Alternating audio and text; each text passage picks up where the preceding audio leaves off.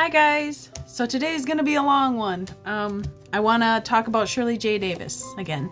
And I got 3 of her books. 2 I did videos on. You're welcome to go back and view.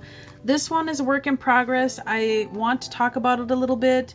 And this one's called The Tears Will Cease, Recovery from Dissociative Identity Disorder.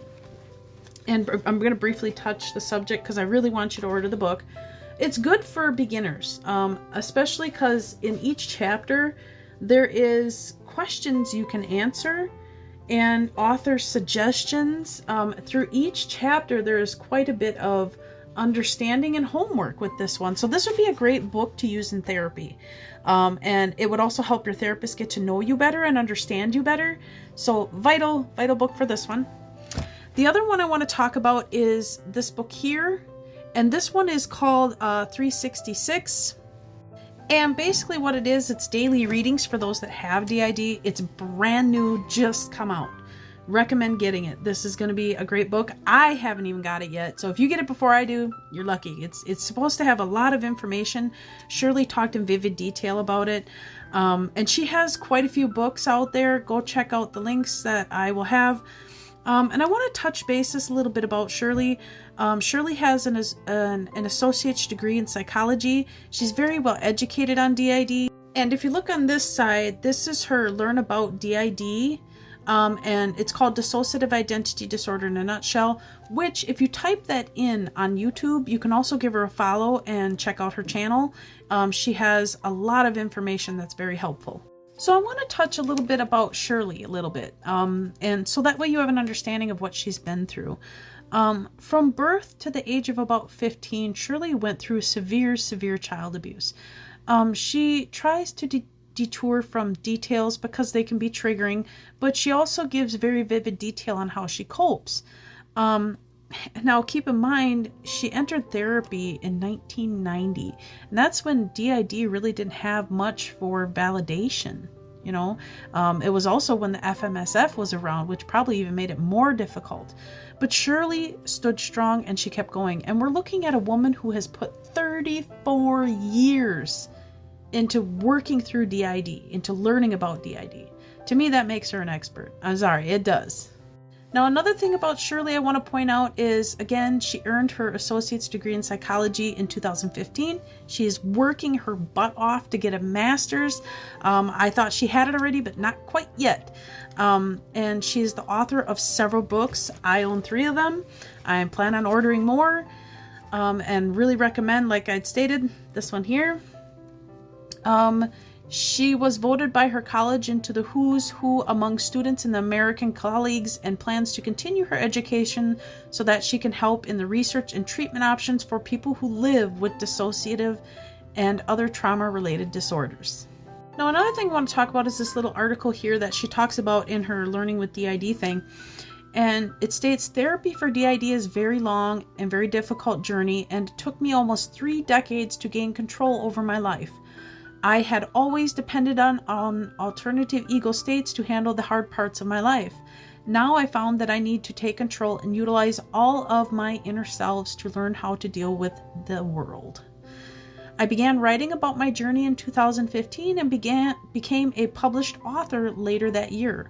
I have written 3 books in recovery from DID full of facts and tidbits to help others in their travels, with which are available from links on my homepage. I began giving speeches in 2016 about my recovery story and continue to do so this day.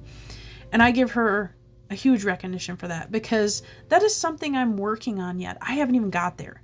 Yeah, keep in mind, I've only been at this about 20 years and 9 years of intense therapy and working on integration.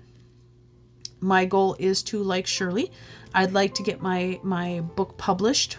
I've been working on it for 15 years and I'm still working on it. And I'd like to do conferences and educate on what DID really is.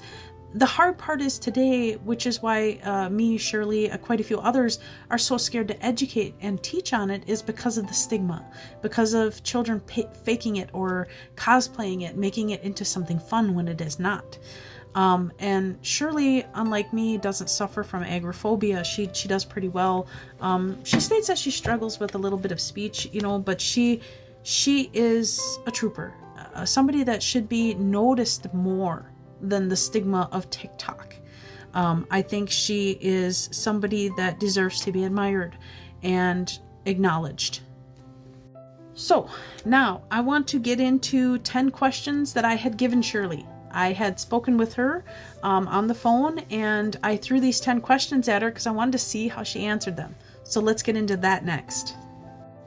So now I had asked Shirley 10 questions, very detailed questions on DID, since we both study on it and work on it. And the first question was, is OSDD 1A and 1B in the DSM-5? And is it a legit diagnosis?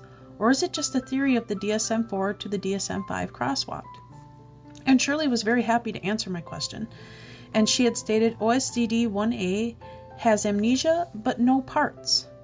OSDD 1A is a diagnosis that meets all the criteria for DID except criterion A. Criterion A states that there are two or more distinct identities or personal states. So what she's saying is OSDD A1, which is the A1 and B1 I have not seen in the book, but it is something that doctors are and psychologists and therapists are talking about. And the A1 is basically you have amnesia, but no parts, basically alters, okay? So it meets some DID criteria, basically disassociation, things like that, except it means that you don't have two or more distinct personalities, okay? Now, OSDD 1B, Shirley states, has parts but without amnesia. OSDD 1B is a diagnosis that meets all the criteria for DID except criterion B. Criterion B states that there is amnesia, which is defined as gaps in recall of everyday events, important personal information, and or traumatic events. And she gives references here. Basically, because we both research, we try to base things off research references, legit sites like NAMI, psychology, all that stuff, okay? And what I get with the OSDD 1B, it's confusing because it states no amnesia right away, but parts meet some of the DID criteria. So basically they have alternative states, okay? But then it states that they do meet some loss of gaps and events. So it's a bit of a confusing question, which I think is why they're still working on it and why it isn't in the DSM-5 yet, the A1B1 theory. So Shirley continues to answer this one question, and basically, is it a legit diagnosis? From the descriptions I have read, OSDD would appear to be a legit diagnosis, and she is correct. OSDD is in the DSM-5, however, it is a separate criteria from DID. Now, another thing I want to touch bases with is which Shirley didn't get it much into detail about it, is that like in the DSM-5, OSDD has a certain criteria which is numbered, which is under 1 and 2.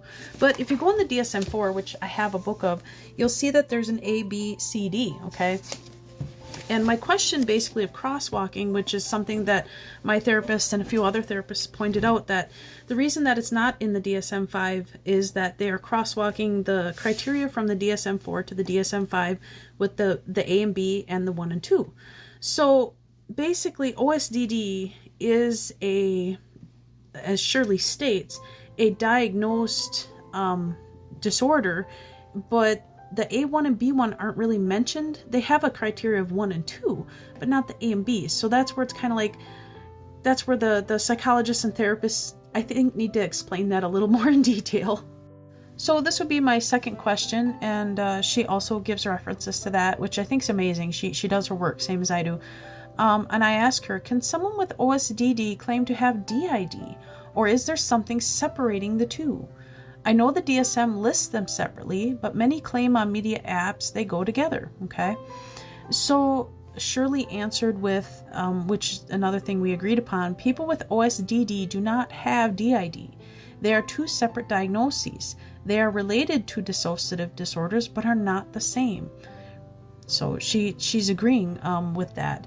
And you can clearly see in the DSM-5, and if you understand the DSM-5, that they may be in the same category under dissociative disorders, but that they are separate with a separate billing code. So when a therapist diagnoses you with something, they bill for that code.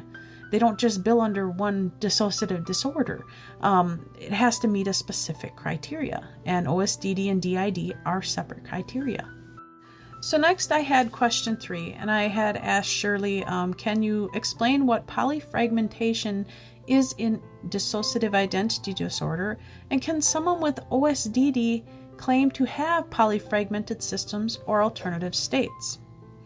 Okay, and she also sent a reference for that. She really does her work, I ain't gonna lie. And she states, from the descriptions above, OSDD does not meet the full criteria of DID. In DID, one must exhibit 2 or more personality states, or in the case of polyfragmented DID, over 100. OSDD simply does not meet that criteria. And I already knew the answer to this question, but I wanted to make sure that I was on the right page, because Shirley has a higher education than I do. She works very hard to study on this the same as I do. And so this was a very good question.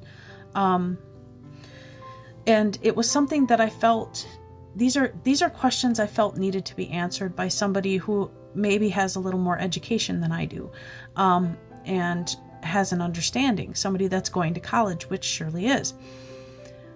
I think the biggest thing is the misrepresentation of OSDD and DID itself, and that is something that needs to be talked about and not bullied upon, but more or less talked about, which seems to be something that some of us are trying to do but get discredited or bullied because we do that.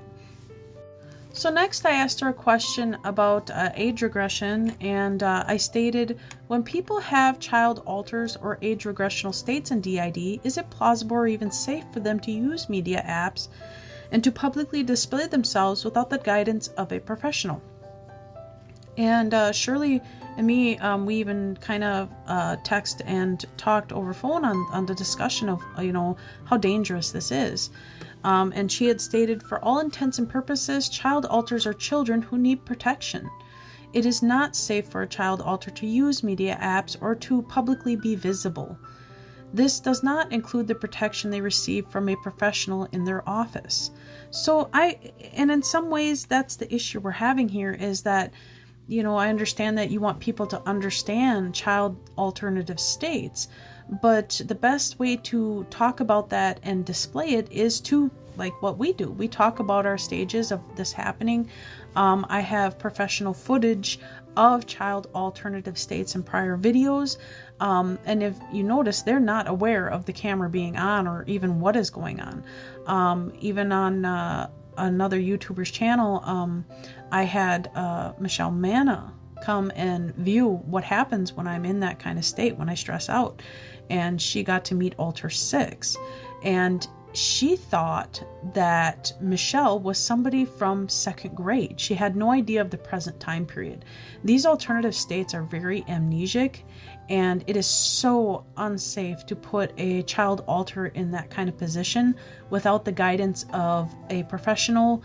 Some people do find that they will have their husbands help with displaying these littles, but really, how is it really educating if you're not talking about the healing process of that little? Some people do, and that's their choice. These are just, like I said, our personal opinions on the subject itself, especially with the pedophiles and people out there that are finding it to be kink content. Some adult males and even some adult females find a fetish over adults acting like children. And somebody that has DID, this could be a very unsafe situation for them if they're displaying their littles on media apps. So next on to question 5. I had asked, is age sliding in dissociative identity disorder plausible? Some claim to have 3 or 4-year-old alters that can drive or engage intimately. And Shirley was very detailed on that, and we were in agreement on this. While age sliding is purported to occur in some individuals, if they are child alters, they should not engage in driving and need to be somewhere else during intimacy. After all, they are children, and children become traumatized by observing people having intimacy. And that's another thing that I noticed, like on TikTok, where we're having people show child alters swearing doing sexual behavior, things like that. And that is very, very horrible misinformation of representing a childlike state. Child alternative states are very sensitive. They are really abused children. They are scared. They are not just out there to be noticed, making goofy videos. They are a piece of you that hasn't healed yet. They're a piece of your memory that you have to connect with. And the professionals know how to handle that. Somebody that doesn't have a degree or specializes in DID should not be trying to have you display your alters on media outlets. They should not be asking you to display who they are, their name, or go on play dates. That is one thing I noticed lately, is there are apps now open for child alters to have play dates online. Now keep in mind, this is a disorder. It is an issue of your past that you've lost, a piece of your timeline that is locked away. And to access that, it should be done by a professional. Who's to say on these play dates a child alternative state doesn't start talking about abuse and causes a trigger for another child alter? That is the issue we are trying to prevent from happening. Now, question 6. Can alternative states or alters form in the present day without trauma or stress? Okay. And Shirley had to say one can form new alters if there is enough stress or trauma in someone who already has DID, but there must be trauma or stress. And that is something else I agree upon. Some people lately are just, I formed a new alter this week. But they don't claim the trauma or stress that had caused it. Something has to trigger you to make a new alternative state. A huge loss, a severe accident, a severe somebody hurting you severely can cause that. I'm trying to not get into wording because I know there's restrictions on here, but you get the point. And I'm also going to add question 7 into this one. When does dissociative identity disorder usually become noticeable? Is there an age where awareness of its ailments become present? And me and Shirley discussed this as well. And she had stated some multiples know there is something different about them in childhood, growing up hearing the voices of the others, not knowing it is DID. However, most people become aware of the life-altering symptoms of DID in adulthood, usually between the ages of 20 to 40, while some people are sometimes older or younger. And that is something else we agreed upon, that, growing up, so I'm going to explain this in great detail. When you are growing up, these are coping mechanisms. DID is a coping mechanism, and it works, okay? So if it's working, how are you going to know it's DID? It's helping you, okay? As you get older, you're going to notice that DID is starting to interfere with your life. You're noticing gaps in memory because you want to have a memory and the trauma's not there anymore. And all of a sudden you're losing time over, something that isn't traumatic anymore, but is related to the past. So it'd be like me doing dishes. Back then it was a great coping mechanism, being hit in the back of the head for not washing something right constantly by a nun. You eventually disassociate and you don't want to be out doing dishes. Okay. That was one of my own experiences personally. Over time, now that I'm older, I don't have to worry about that nun hitting me anymore in the back of the head. So I should be able to do dishes, right? Well, no, because as soon as I smell that soap or I try to do it, I'd leave. Another alternative state would take over. So this is where DID becomes a problem. The coping mechanism is no longer working. And usually those symptoms start to show their ugly head between the ages of 20 and 40, as Shirley had stated. Colin Ross talks about this in great detail, and he also explains around the age of 25 when the brain is fully developed and your life is trying to be put together, and all of a sudden things ain't working out. So these are the really two great questions, and she answered them spot on. And I like touching the subject on these very complicated questions because now on TikTok, they're not explained in detail like this. So, question 8. Can alter or alternative states form out of current day media, anime, or non-human characters? And can they be aware of the current app like TikTok, Twitter, etc., and engage socially? Now, Shirley stated, while alters or alternative states can be aware of current applications such as TikTok or Twitter, they will not form out of anime or non-human characters. Some multiples have non-human alters formed to protect them when they are small, such as a dog or a dragon, etc. This type of alter forms very early and is not influenced by present-day media. And she is pretty correct on this. I've noticed in the past, especially a few months, people all of a sudden are popping up new alters based on a adult cartoon series called Has Been Hotel. They are popping up, you name it, Pokemon, AIs, so many things. Some of them I don't even know and I don't want to know. And so that is a huge issue that a lot of people are not talking about, is all of a sudden people are popping up new alters every week on something based on a TikTok filter or a actor, yet they have no trauma to connect with it. So I'll give you, again, an example that I've stated before. My alternative state 4, my children stated that when she was out, she'd like to bite. She'd like to sometimes bark or make cat noises, things like that, which alter 6 did as well. These are animalistic characteristics that my alternative states would do as a child. Because growing up in our neighborhood, we really didn't have other children to interact with. We were free-range children. Basically, we based our learning from sight, smell, sound, and touch. And the toys we had wasn't much. So we played with the animals, the frogs, the cows, the cats, everything you could think of. And so I got to the point where I could actually get the kittens to follow me. And as stupid as this sounds, I'm going to do it. So that was something I would do to call the kittens to follow me. I had learned how to kind of speak a little bit like them to get their attention. And these were things that I can do today because, again, when you integrate, an alter doesn't die. They literally give you their mechanisms and their memories. And another thing I want to state is, which Shirley didn't touch on, which I'm going to, is, okay, so let's say that a child of 14, 15 years old is traumatized and they are happen to have an alternative state show up that is based on a non-human or anime characteristic. The next question would be, how are they aware of that right now if they are not in therapy or they're not working on it? So there's a lot of misinformation that goes along with this. Usually a child that is being severely abused does not have any awareness of having DID, again, because it is a coping mechanism that's working at the moment and present time. So for them to understand that they think they may have DID or they're displaying that they do have DID is usually most likely unlikely.